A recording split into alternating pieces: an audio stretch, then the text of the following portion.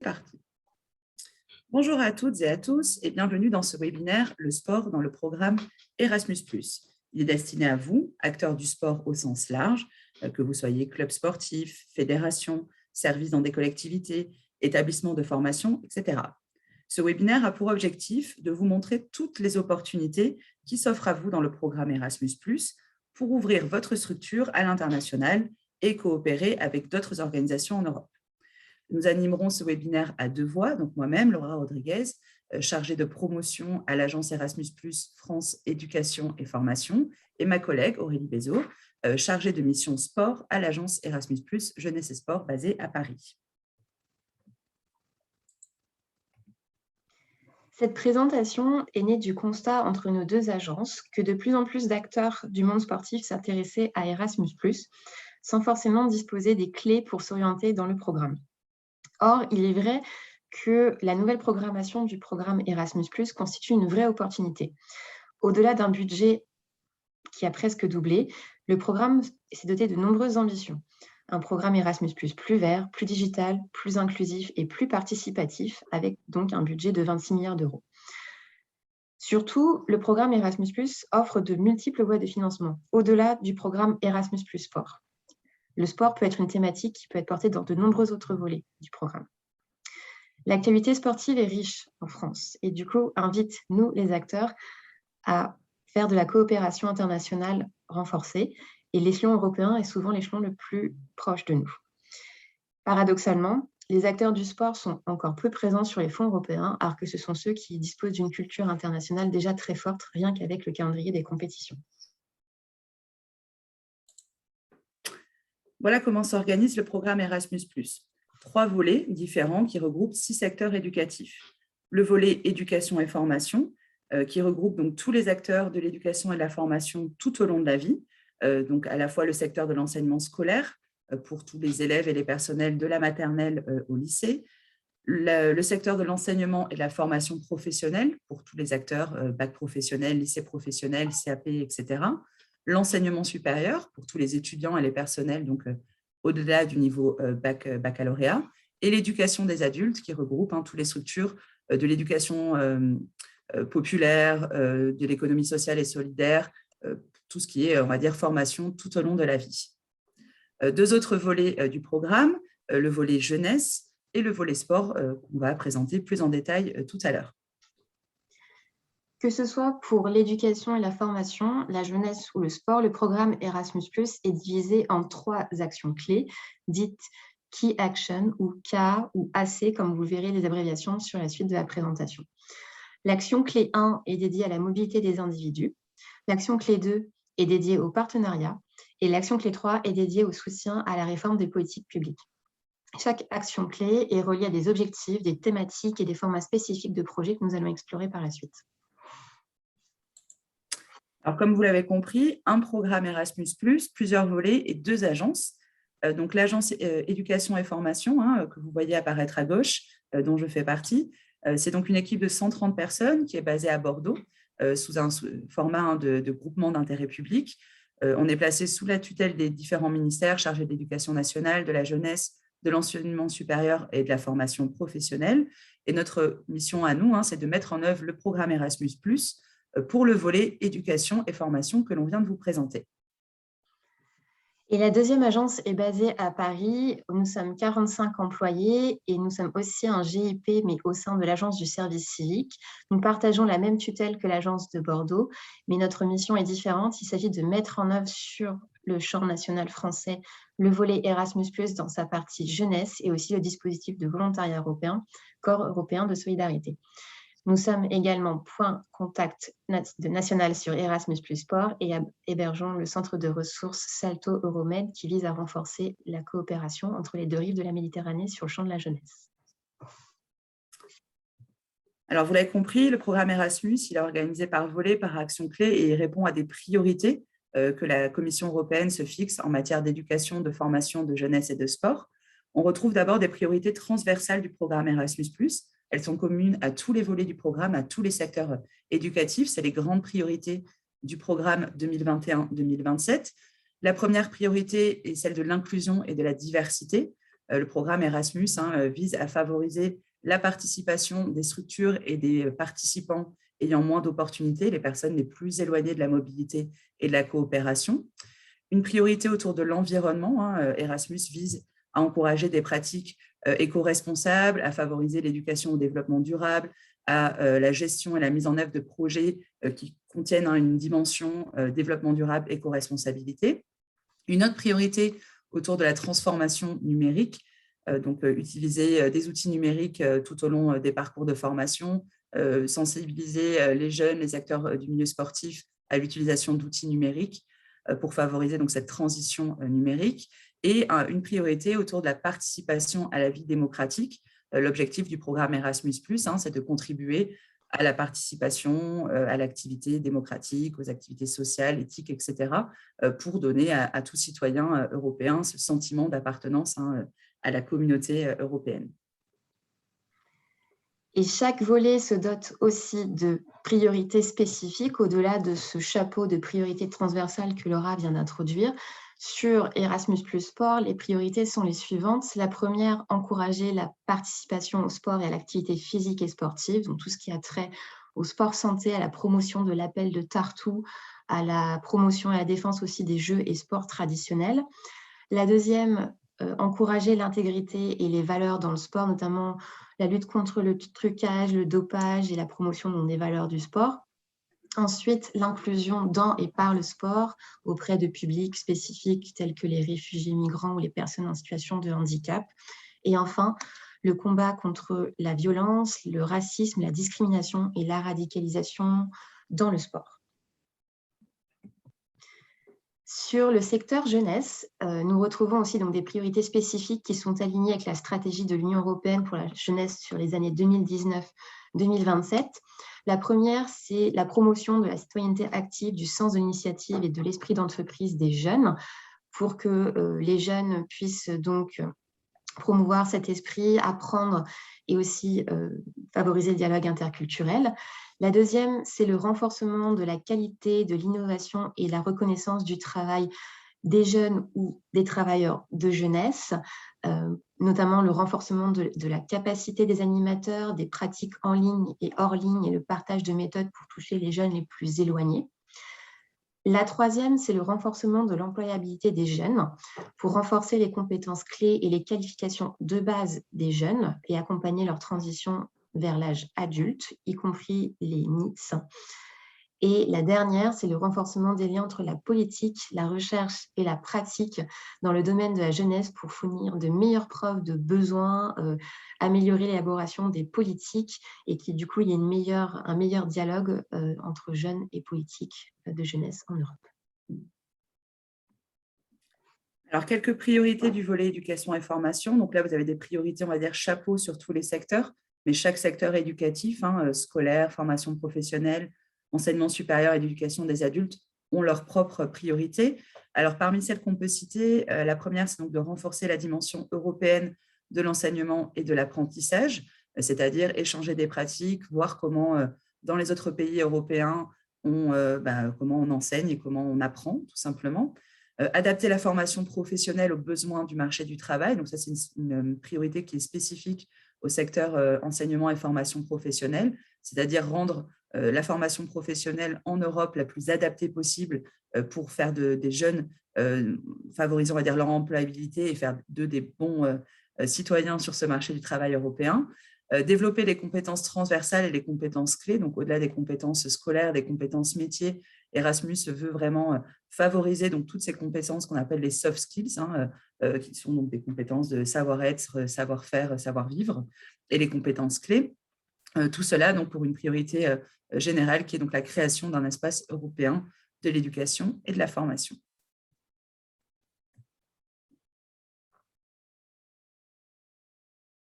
Aurélie, il faut que tu rallumes ton micro. Le volet Erasmus+ Sport est souvent la voie d'entrée privilégiée pour les acteurs du monde sportif pour déposer un projet de coopération dans le programme Erasmus+.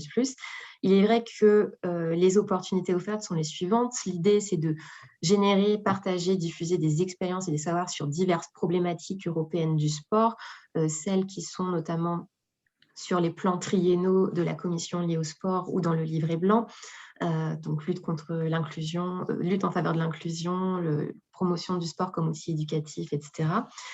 Mais aussi la co-construction et la création de productions, d'outils innovants qui répondent à de vrais besoins européens sur le continent et en faveur du sport. Et enfin, l'objectif de contribuer à la création et à l'animation de réseaux d'acteurs sur le sport et à la promotion d'un modèle européen du sport. Alors, au-delà, évidemment, du programme Erasmus+ Sport que vous connaissez peut-être, il faut savoir que vous, acteurs du sport, vous avez tout à fait votre place sur les autres volets du programme, notamment donc, sur le volet éducation et formation. On le sait, hein, le milieu sportif tend à se professionnaliser. Vous êtes de plus en plus d'acteurs d'enseignement, de formation à travailler donc, autour du sport. Donc, Erasmus, dans l'éducation et la formation, pour vous, acteurs sportifs, c'est la possibilité de collaborer autour des pratiques du sport scolaire en tant que levier d'intégration, en tant qu'outil pédagogique. Le sport est une thématique transverse sur les problématiques scolaires que l'on retrouve dans de nombreux projets. C'est la possibilité aussi de favoriser la formation professionnelle ou l'enseignement supérieur et l'ouverture à l'international pour vous, acteurs du sport.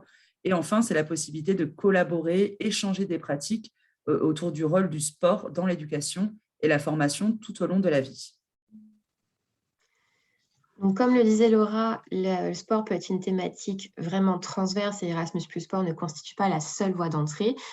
Erasmus+ Jeunesse peut aussi être un support de financement, cette fois-ci dans le champ du non formel. Donc, comment le sport peut permettre d'acquérir ou de reconnaître des compétences nouvelles dans le champ non formel, en particulier auprès des jeunes les plus fragilisés et qui ne sont pas forcément intégrés dans un cursus scolaire.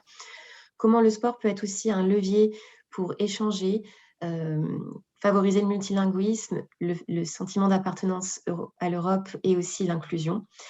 Et enfin, les acteurs de jeunesse, nous reviendrons par la suite sur quelle est cette définition des acteurs de jeunesse, le fait de savoir les outiller pour utiliser le sport, être plus efficaces dans leur travail au quotidien et renforcer leurs compétences.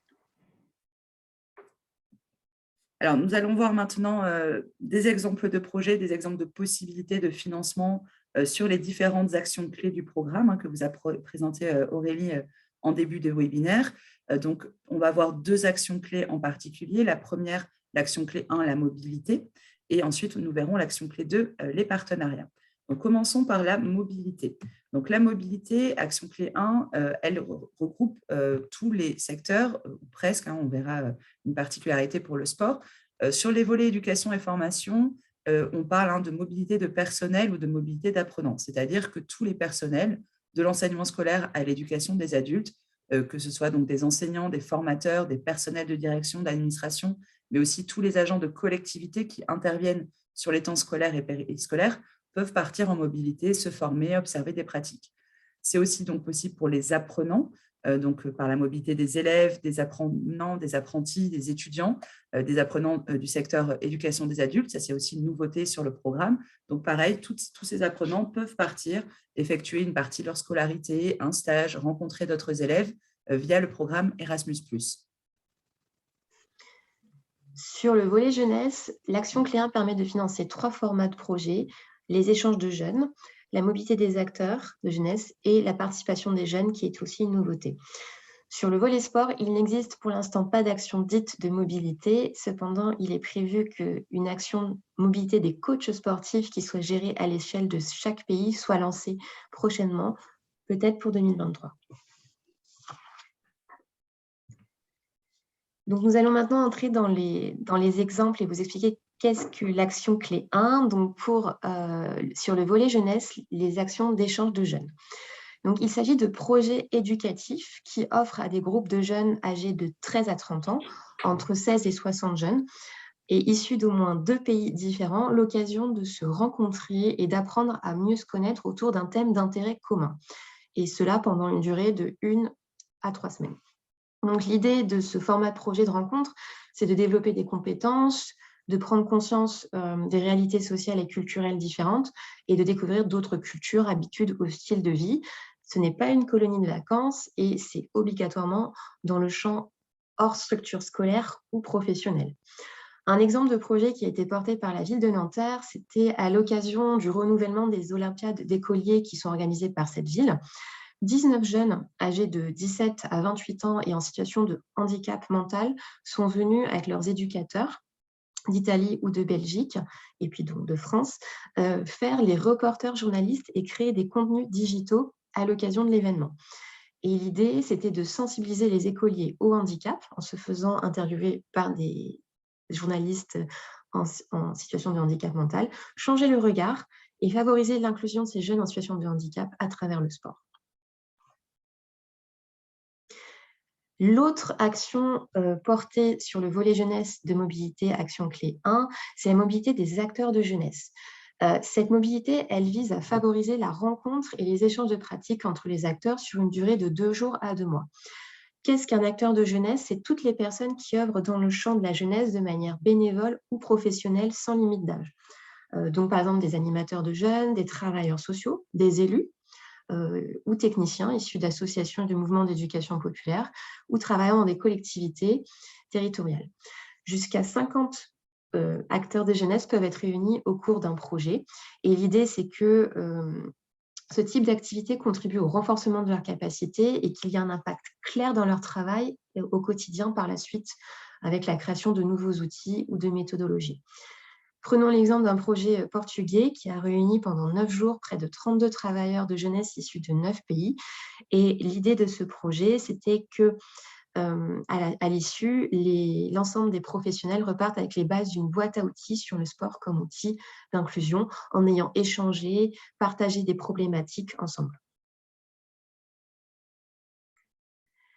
Et la dernière action de clé 1 que nous finançons sur le volet jeunesse, c'est une nouveauté de la nouvelle programmation 2021-2027.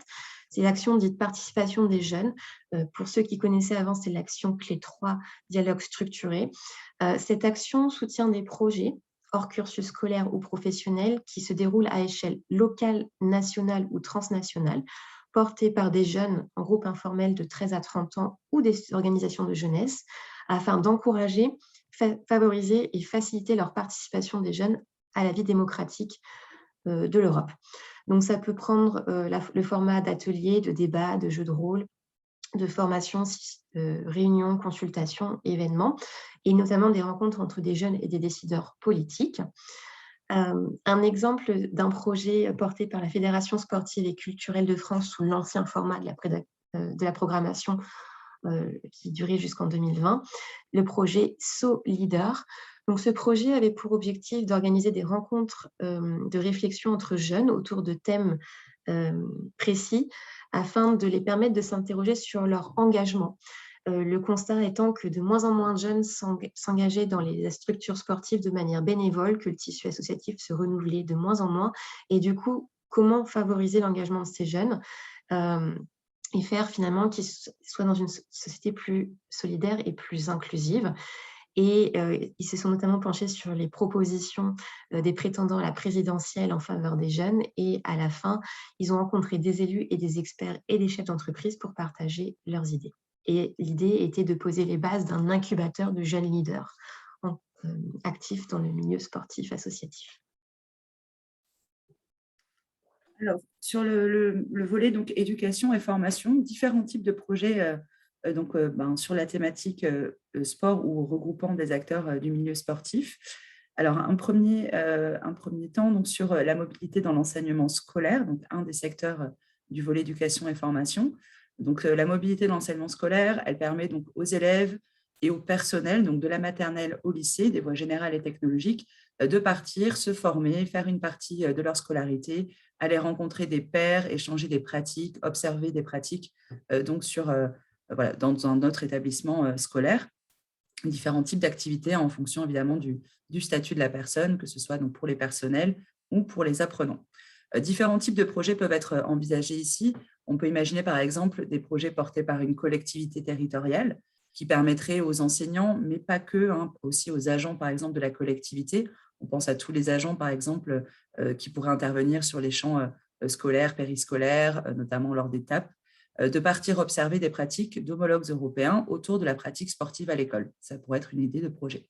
On peut aussi imaginer, et il y en a déjà quelques-uns, des projets portés par une académie ou par une collectivité qui souhaiterait faire partir une équipe d'enseignants, suivre une formation sur des techniques pédagogiques innovantes qui intégreraient une dimension sport.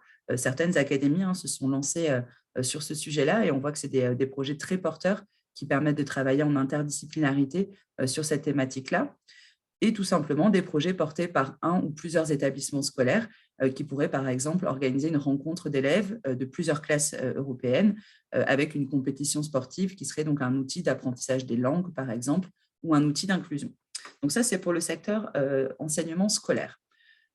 Pour le secteur de la formation professionnelle, les activités sont globalement les mêmes, permettre au personnel et aux apprenants soit de partir observer des pratiques, suivre une formation, enseigner en Europe. Pour les apprenants, donc plutôt des mobilités de stage en entreprise ou en organisme de formation, ou participer à des compétitions de métiers. Le champ donc, de la formation professionnelle, ça s'adresse à tous les apprenants et personnels d'organismes de formation professionnelle jusqu'au niveau bac.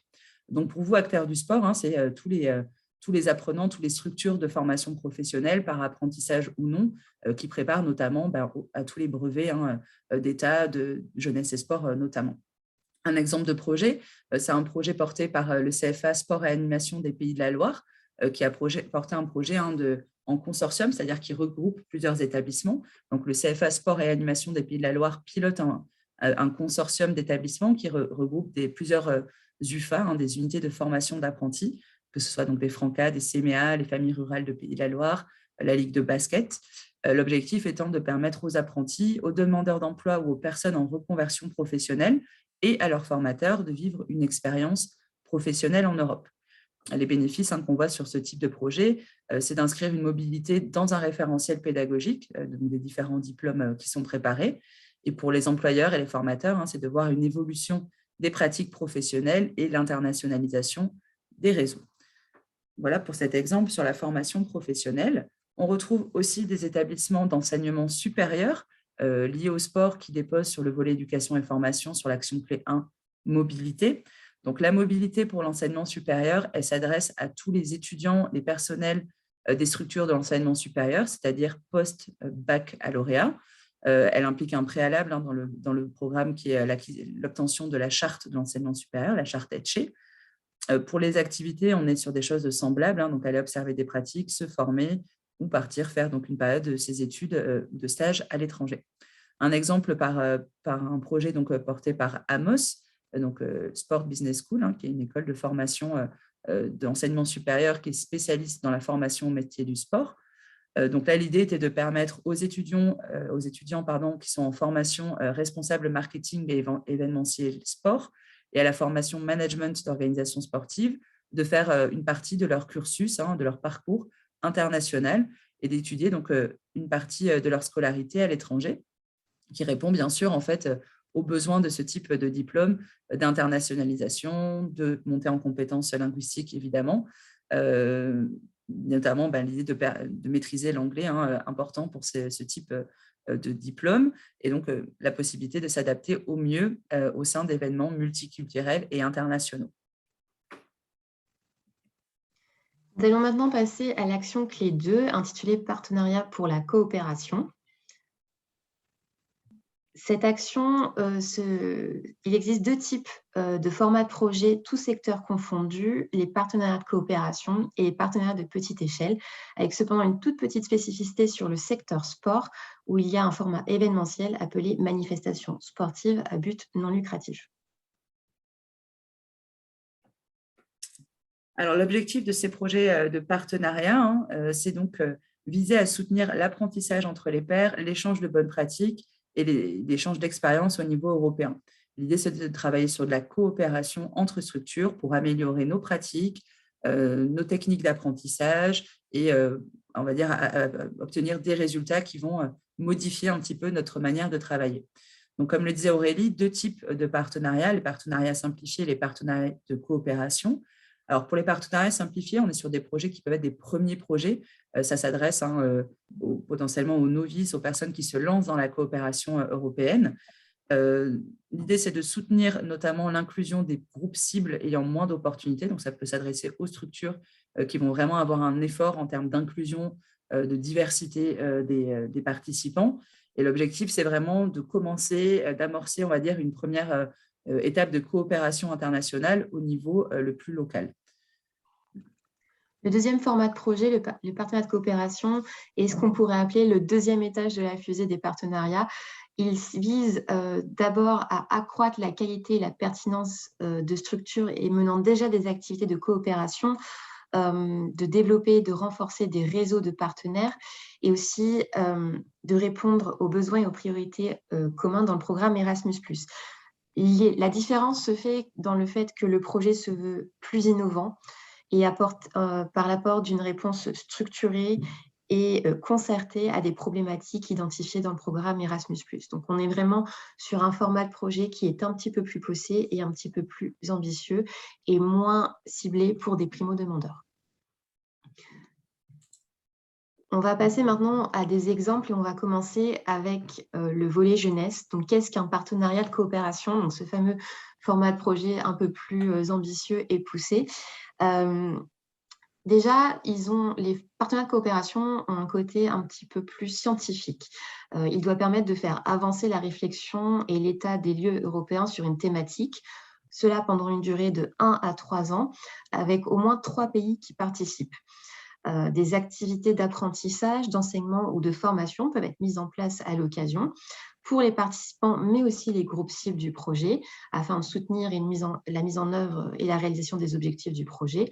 Et la subvention accordée est un forfait qui est de 120, 250 000 ou 400 000 euros. C'est un forfait qui est plafonné. On ne peut avoir ni plus ou ni moins.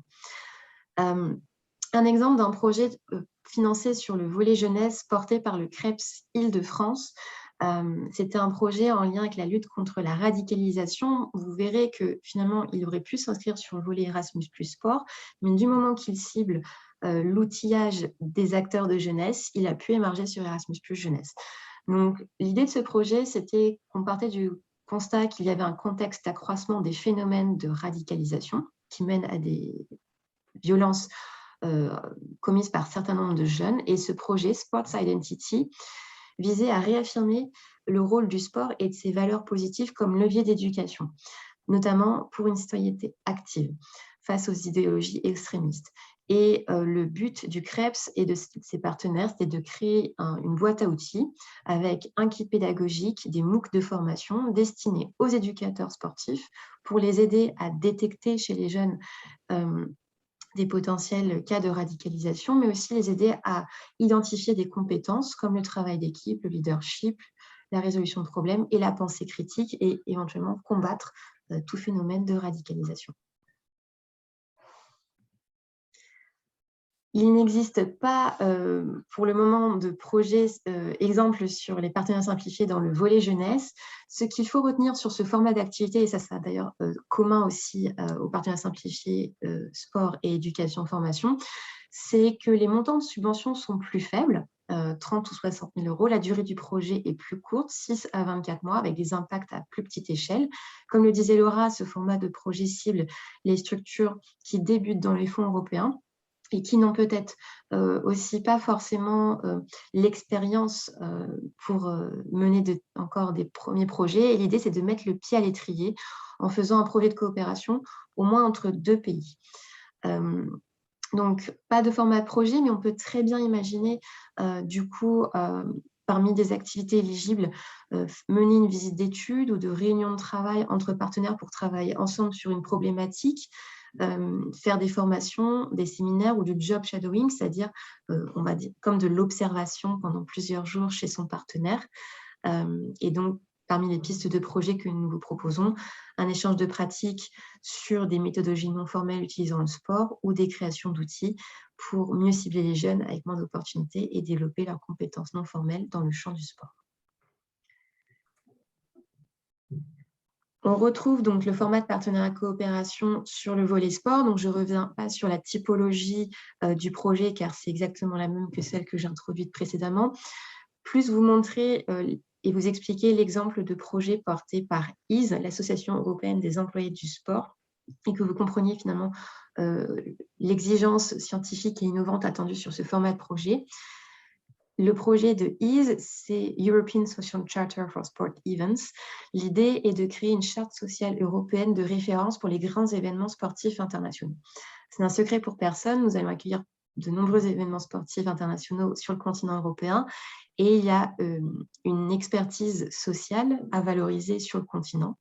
Et ce projet vise à partir de la charte sociale proposée par Paris 2024 et un peu l'européaniser et créer du coup une charte qui soit une forme de référence pour l'ensemble des acteurs européens. Et donc ce projet qui vient de débuter et continue à se dérouler, et il associe au-delà de EASE, Paris 2024 et France 2023.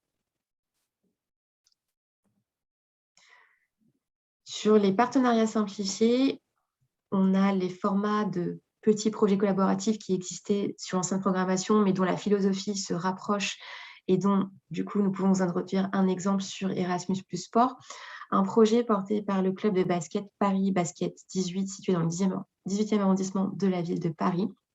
Le projet s'intitule Building a Coaching Method for Teenage Girls et c'est un échange de pratiques sur l'outillage des coachs pour mieux encadrer et mieux gérer les jeunes joueuses. Ces jeunes joueuses ont souvent fait remonter des difficultés de leurs entraîneurs qui parfois ne s'adaptaient pas à leurs spécificités et souvent des entraîneurs masculins. Et l'idée, c'est qu'en proposant finalement, en travaillant sur un coaching un peu plus en adéquation avec les besoins de chacun, l'entraînement se passe mieux et les performances sportives de toutes et toutes en soient améliorées.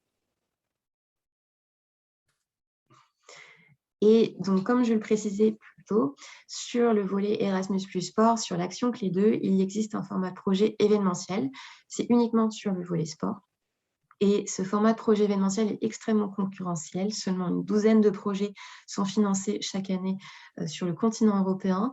C'est ce qu'on appelle la manifestation sportive à but non lucratif. Le format de projet est ne visera pas à financer des compétitions professionnelles ou qui se déroulent chaque année. Par exemple, vous organisez un événement et vous êtes dans la recherche de subventions pour un petit peu varier les fonds, ça ne sera pas possible à moins d'apporter une dimension innovante au projet. Et l'idée, c'est d'être au-delà, plus qu'un simple tournoi sportif de loisirs, mais aussi un lieu d'échange et de partage sur une thématique européenne indiquée dans le programme Erasmus+. Entre 3 et 10 pays participent à ce format de projet. Le format de projet d'événement est soit tournant, ou soit c'est un pays qui reçoit 9 délégations.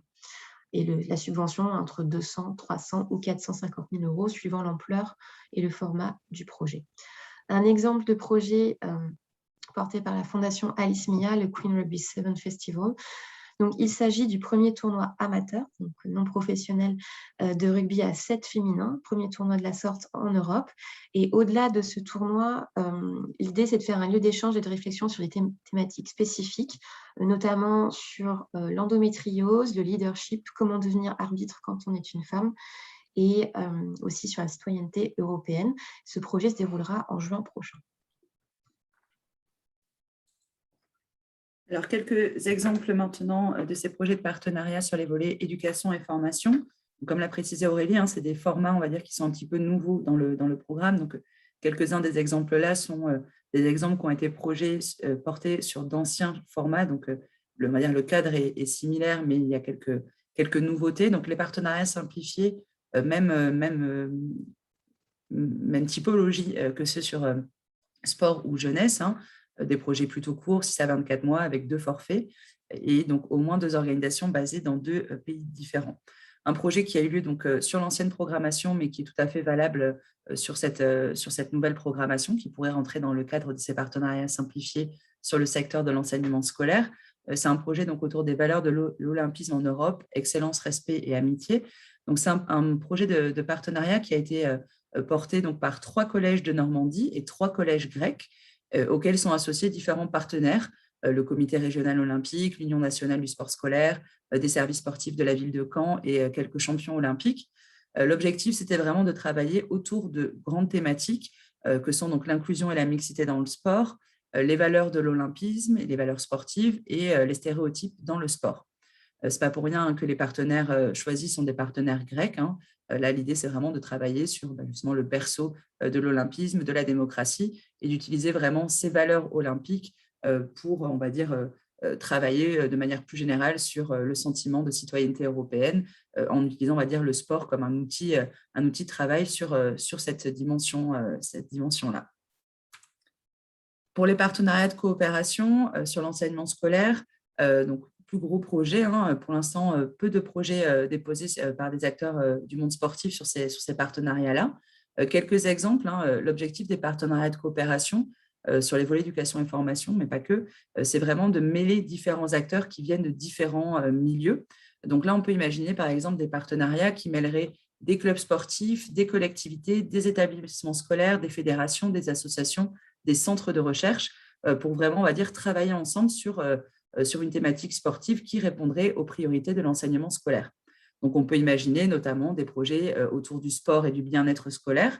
Ça, c'est une thématique qu'on retrouve beaucoup. Réfléchir ensemble à comment favoriser la santé, le bien-être à l'école peut permettre à l'amélioration du climat scolaire, à la lutte contre les problèmes de violence, de manque de concentration, etc., de décrochage scolaire qu'on peut avoir à l'école. On peut aussi imaginer des projets de partenariat qui viseraient à produire des outils pédagogiques, des méthodes de travail pour utiliser le sport à l'école comme outil d'inclusion. Donc, pour le coup, utiliser le sport comme levier d'inclusion des élèves ayant moins d'opportunités. On peut imaginer des projets aussi autour du sport comme outil pour développer les compétences linguistiques, etc. Donc, plein d'idées de projets, pour le coup, à monter autour de ces partenariats de coopération enseignement scolaire. Sur le secteur de la formation professionnelle, un exemple de projet là, donc toujours la même structure de projet, 3 structures de pays programme minimum, la possibilité aussi sur ces projets de partenariat de coopération d'associer des structures hors programme, de travailler à l'international s'il y a une vraie valeur ajoutée de ces partenaires-là. Un exemple de projet porté par l'INSEP, qui a permis la coopération avec d'autres structures, donc notamment l'Office fédéral du sport en Suisse, la Fédération nationale du sport en Suède et 2 universités avec des sections sport en Suède et en Italie. Donc là, on voit justement cette diversité des acteurs qui associent pour le coup des universités, des fédérations nationales sportives, etc. Donc là, c'était un projet autour de la création et l'expérimentation d'une formation qui se destine donc aux préparateurs physiques de sportifs de haut niveau. L'idée, c'était de vraiment de travailler sur de la formation continue de ces coachs-là, avec un échange de pratiques entre les différents acteurs autour de thématiques communes qui ont été identifiées comme un vrai besoin par les différentes structures, notamment autour de la charge d'entraînement, l'individualisation des parcours et des entraînements, la prévention des blessures, la gestion de soi, la gestion des équipes, etc. C'est un projet qui a été financé à hauteur de 140 000 € sur l'ancienne programmation pour une durée de 36 mois. Enfin, un dernier exemple de partenariat, cette fois-ci donc sur le volet, sur le secteur éducation des adultes. Donc là, on est sur l'éducation non formelle, l'éducation tout au long de la vie. Un projet qui a été porté donc, par l'association Eurocide en partenariat donc, avec plusieurs centres de détention qui portent donc, sur le sport en prison comme outil de travail sur les compétences transversales, compétences professionnelles. Donc, ça a associé une association française avec différentes structures, donc centres de détention, centres de réinsertion, en Italie, en Allemagne, en Espagne, en Finlande et à Chypre. Donc, l'objectif, comme je le disais, c'était d'utiliser le sport en prison en tant que support à l'acquisition de compétences transversales, l'objectif étant d'aider les personnes détenues à mieux préparer leur intégration dans la société. C'est un projet qui a reçu un financement de 240 000 € pour une durée de 30 mois. Nous allons maintenant aborder la dernière partie de cette présentation et notamment pour vous présenter le dispositif du Corps européen de solidarité. Donc, sur les objectifs, le Corps européen de solidarité a été lancé fin 2018 par la Commission européenne dans le but de donner aux jeunes l'opportunité de contribuer à l'Europe de manière significative en faisant preuve de solidarité. Et en même temps, et à la faveur de cet engagement, de les aider à acquérir des compétences notamment pour créer un corps de citoyens et d'organisations qui partagent les mêmes valeurs et qui désirent devenir des acteurs du changement dans une période où il y avait de nombreux besoins, que ce soit les tremblements de terre en Italie ou le chômage massif des jeunes durant la crise économique. L'idée étant de proposer un panel d'activités qui permettent aux jeunes d'être toujours actifs et de gagner des compétences. En bref, le Corps européen de solidarité s'adresse aux jeunes âgés de 18 à 30 ans. Donc, c'est un éventail d'âge assez large. Deux formats d'activités sont possibles, du volontariat individuel ou en groupe ou des projets de solidarité qui se déroulent au champ national. Le budget sur l'ensemble de la période 2021-2027 est de plus d'1 milliard d'euros et l'ambition, c'est de toucher plus de 270 000 jeunes. À savoir que ce programme du Corps européen de solidarité s'appuie sur 20 ans d'expérience du service volontaire européen et donc il y a un large réseau d'associations derrière qui sont engagées. Les thématiques du Corps européen de solidarité sont dans l'ensemble très larges et très classiques pour des missions de volontariat et d'engagement. Donc on retrouve l'éducation, des interventions dans le champ scolaire par exemple, un jeune qui est volontaire pendant 1 an pour faire de l'éveil linguistique, tout ce qui a trait à la santé, s'occuper de personnes âgées, à la jeunesse ou intervenir justement auprès de publics plus jeunes pour faire du soutien scolaire, de la sensibilisation à la citoyenneté européenne, le sport, je reviendrai dessus par la suite, le soutien à l'intégration des migrants et réfugiés, protection de l'environnement, de la nature ou prévention des catastrophes. Sur le sport en lui-même, le champ d'action est très, très large et pour les structures qui, comme vous, sont souvent habituées au dispositif du service civique, vous verrez que les missions peuvent être tout à fait basculables à un échelon européen. On peut très bien imaginer des missions CES sur la promotion de l'activité sportive auprès de publics éloignés de la pratique, notamment dans un but de lutte contre la sédentarité et l'inactivité, favoriser le sport pour tous, le fait que le sport soit aussi un levier pour acquérir des nouvelles compétences pour les jeunes, leadership, esprit d'équipe, confiance en soi. Donc, comment finalement, à travers un groupe, les mener avec un projet sur le sport vers cette voie-là. Le sport comme levier d'inclusion, le sport comme bénéfique pour la santé, sport comme outil de promotion de valeurs, notamment les valeurs de l'olympisme, et donc le sport comme outil éducatif. Le premier volet, le premier format d'activité finançable sur le Corps européen de solidarité, c'est le volontariat individuel. Donc, quand un jeune de 18 à 30 ans part pour une période de 2 à 12 mois, donc quasiment 1 an, en immersion dans une structure d'un autre pays. Donc, soit vous envoyez un jeune Français ou soit vous accueillez un Européen dans votre structure pour un temps complet, une durée de 30 à 38 heures hebdomadaires. Et la subvention européenne sur le projet prend en charge tout ce qui a trait à la logistique, voyage, nourriture, logement, assurance, argent de poche et cours de langue, l'idée étant que le jeune progresse dans la langue de son pays d'accueil. Un exemple de projet qui est porté et que nous finançons, nous, Agence Erasmus+ Jeunesse, un projet de la Maison de l'Europe de Bordeaux en lien avec le comité départemental olympique et sportif de Gironde. Donc, la Maison de l'Europe de Bordeaux et le CDOS se sont alliés dans un projet commun pour créer une promotion d'ambassadeurs des valeurs olympiques. C'est un projet qui va croître jusqu'en 2024. La Maison de l'Europe accueille les volontaires européens et le CDOS propose ses services civiques. Et l'idée, c'est que l'ensemble de ces jeunes interviennent de manière commune pour faire des activités de sensibilisation aux valeurs olympiques, que ce soit dans des EHPAD, des prisons ou dans des écoles, ou la mise en place, par exemple, d'événements sportifs type randonnée linguistique ou autre. Et l'objectif de ce projet est de toucher 17 000 personnes par an. L'autre format de projet que nous finançons, c'est le volontariat de groupe. C'est un format qui est un peu plus court puisqu'il dure de 2 semaines à 2 mois. L'idée, c'est qu'il y a entre 10 et 40 jeunes qui se réunissent avec une obligation d'un quart d'étrangers. Donc, ça peut être un projet avec une participation majoritairement française.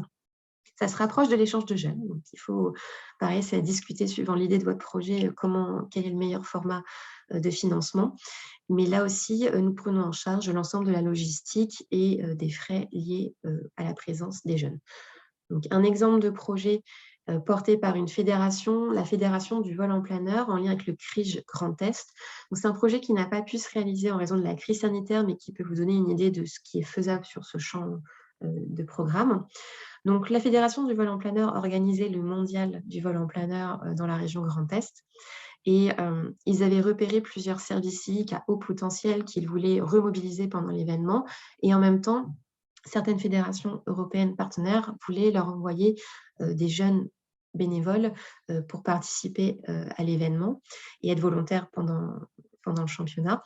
Et ils ont décidé de monter un projet de corps européen de solidarité de groupe où il y aurait, du coup, c'était 7 jeunes Français, dont beaucoup d'anciens services civiques dans une logique de parcours et 3 Européens issus de 3 autres fédérations.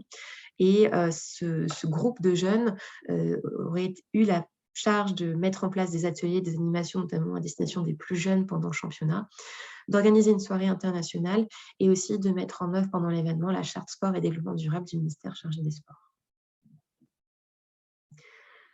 Maintenant, passons au dernier format de projet qui s'appelle les projets de solidarité. La particularité de ce format de projet, c'est que c'est un format de projet uniquement national. C'est un groupe de jeunes, au moins 5 jeunes, qui vont décider d'être acteurs et d'apporter une réponse eux-mêmes. Donc, c'est un projet porté par eux-mêmes, donc une initiative de jeunes. Et pour répondre à un besoin local. Le projet dure entre 2 mois et 1 an. Et ce que nous finançons à travers ce format de projet, c'est 500 € par mois, du coaching notamment, et d'autres coûts exceptionnels type matériel. Un exemple de projet pour vous inspirer, à Marseille, ce sont d'anciens volontaires européens qui étaient restés, qui ont décidé de proposer un petit peu un parcours d'intégration et d'inclusion à des réfugiés migrants qui soit à la fois culturel et sportif, avec tout un programme, donc visite des calanques, concerts, opéra. Et ce que nous avons financé, c'est finalement la consolidation de ce parcours et le fait que ces jeunes se coordonnent et s'organisent entre eux. Un autre projet en Outre-mer, à Pointe-à-Pitre, en Guadeloupe, des jeunes qui se sont réunis pour aller mener des interviews de personnes âgées de la ville pour garder une trace de la mémoire de la ville, parce que du coup, notamment sur l'architecture, le patrimoine et les quartiers, et à la fin, en faire des émissions. Merci Aurélie. Alors maintenant qu'on vous a montré toutes les opportunités qui s'offraient à vous pour obtenir des financements pour vos différents projets sur la thématique du sport dans les différents volets du programme, voilà une petite notion de calendrier. Donc un projet Erasmus, ça répond à un appel à projet, c'est-à-dire qu'on ne candidate pas à n'importe quel moment de l'année. La Commission européenne lance des appels à candidature auxquels il faut répondre. Donc voilà les différentes dates à retenir. Donc en ce moment, enfin prochaine étape, on va dire novembre, des appels pour les partenariats simplifiés pour donc les volets éducation et formation, et partenariat de coopération et partenariat simplifié pour le volet jeunesse. Ensuite, étape suivante, donc février 2022, tous les projets, on va dire, de mobilité sur le volet jeunesse, éducation et formation. En mars prochain, tous les appels en même temps donc pour les projets de partenariat simplifié, partenariat de coopération, et aussi pour les manifestations sportives à but non lucratif pour le sport. Et une étape suivante donc pour la mobilité jeunesse, éducation, formation, donc en octobre prochain. À noter que les résultats viennent 3 mois après la période de candidature pour les projets donc sur jeunesse, éducation et formation, avec ensuite un début des projets 4 mois plus tard. Donc, il faut bien avoir ce calendrier en tête pour pouvoir anticiper en fonction des activités, notamment si vous souhaitez répondre à des événements déjà fixes dans votre calendrier à vous. Alors ensuite, comment s'orienter et qui contacter? Vous avez compris, 2 agences, des ressources, des contacts aussi à l'échelle locale.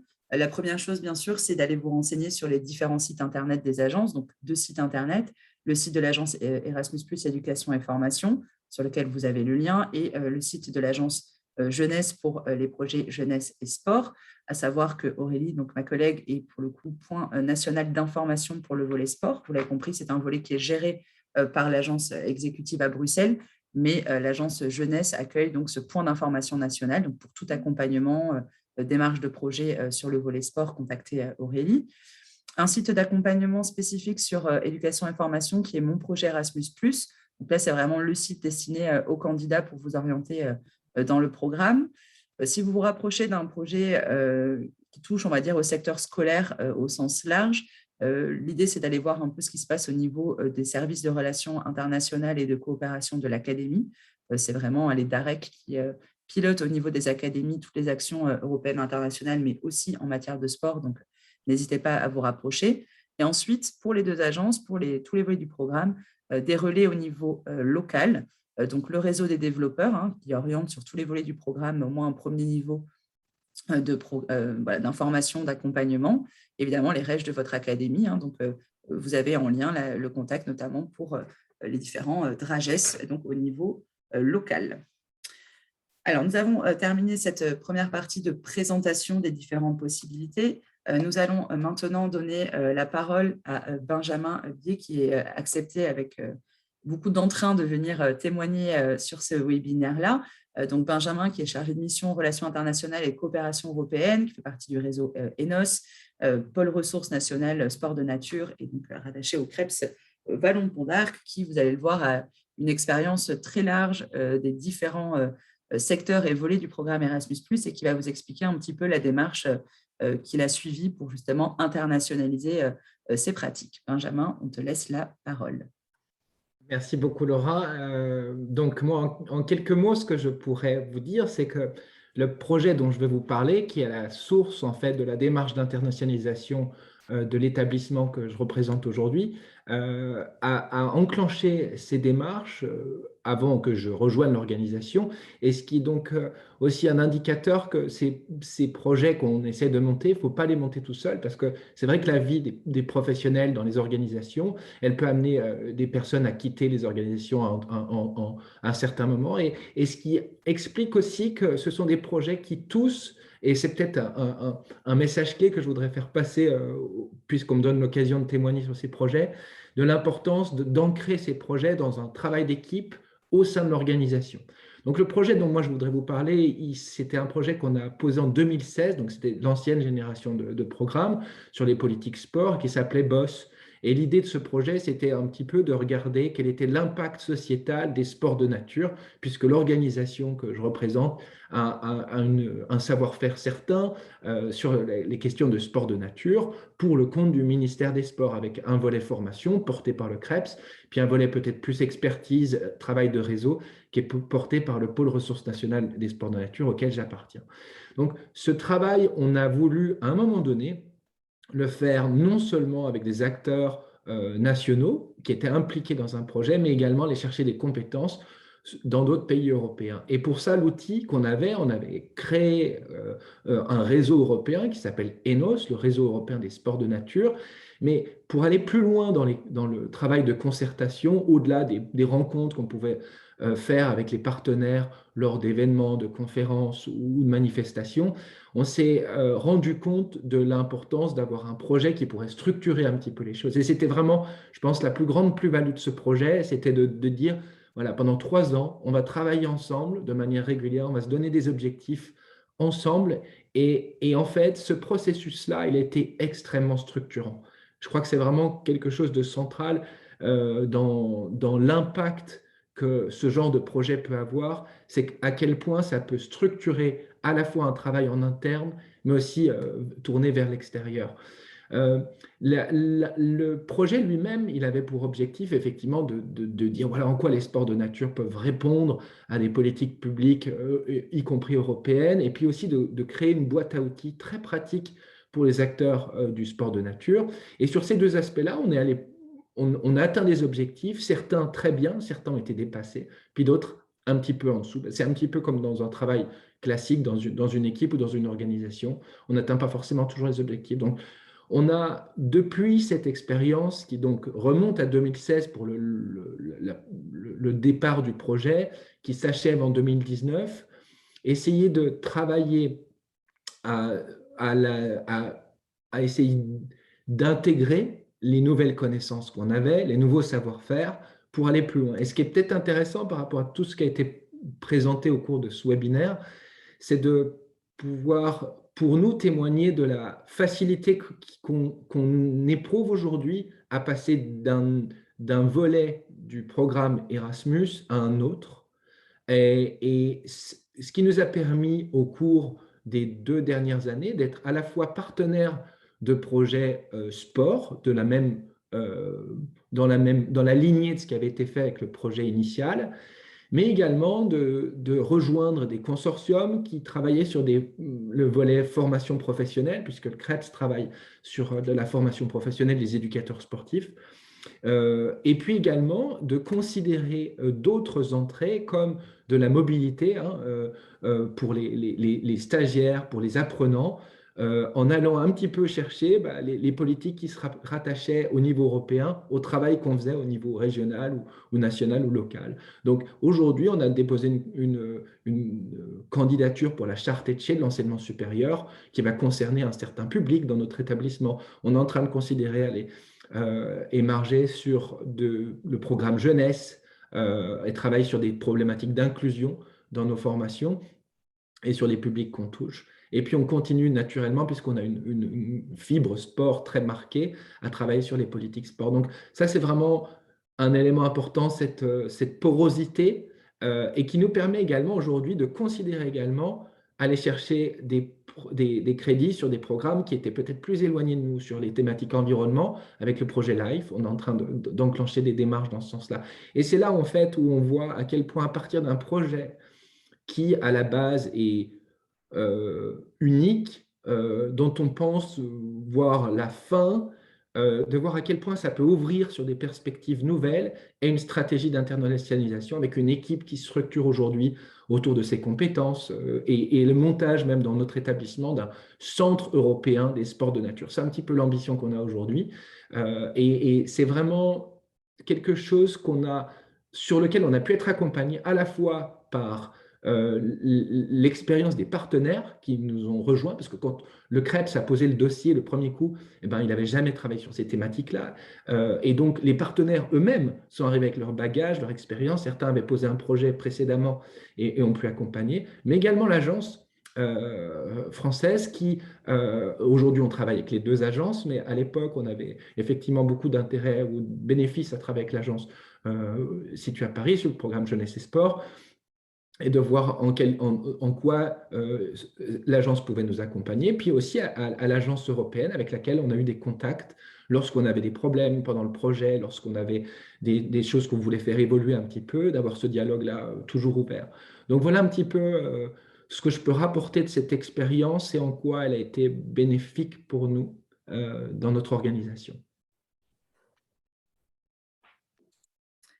Merci Benjamin pour ce beau témoignage qui donne envie, j'espère, à toutes les structures de commencer à se lancer et en effet, comme tu le soulignes, de partir peut-être d'un premier projet et de voir après justement tout ce qu'il est possible de faire. Et c'est important aussi ce que tu soulignes en termes de travail d'équipe. Vous l'avez compris, un projet Erasmus, ça implique quand même de la rédaction de candidature. Il y a des petites choses à faire et c'est quelque chose qu'on encourage beaucoup, nous, Agence nationale au pluriel. C'est vraiment de vous constituer une équipe, un comité de pilotage, un groupe de travail spécifique pour travailler sur ces projets-là. Et en effet, c'est souvent qu'on voit dans des structures, ça part d'un tout petit projet qui regroupe 2-3 personnes motivées pour monter quelque chose. Et très rapidement, le projet devient un projet de plus grosse envergure avec une vraie équipe de pilotage et ça ouvre des perspectives vers des nouveaux projets. C'est terminé pour cette présentation. On espère que vous avez appris plein de choses et que ça vous a donné envie de vous lancer et d'aller voir ce qu'il est possible de faire pour votre structure. Aurélie, je te laisse conclure. Merci. C'est vrai, merci pour votre attention. On sait que ce n'est jamais simple de comprendre le programme Erasmus+. L'idée, c'était de vous présenter qu'il y avait beaucoup d'opportunités, mais aussi des personnes ressources, que ce soit Laura à l'agence de Bordeaux, moi-même à Paris, et puis il y a aussi donc les collègues à Bruxelles qui gèrent le volet sport, et nous sommes du coup votre relais pour vous accompagner dans ces démarches. Donc, prenez le temps de bien réfléchir et n'hésitez pas à revenir vers nous, ou même à contacter d'anciens porteurs comme Benjamin pour partager l'expérience et voir comment cela s'est passé dans leur organisme, ce projet et cette expérience Erasmus+. À très bientôt.